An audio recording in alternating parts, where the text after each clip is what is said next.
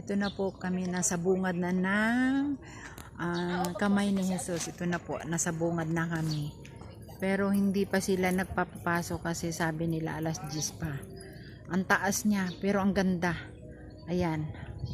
Wow. It's amazing. O, diba? Ayan yung pasukan. Kaya ko kayo umakyat dyan. Ayan. Ay, nakarap ako ngayon. Ito.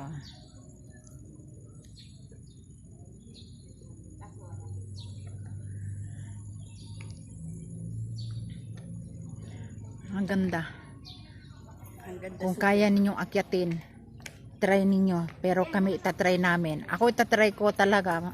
Matarik talaga siya, oh. 146 step. Pero hanap muna tayo CR bago tayo akyat.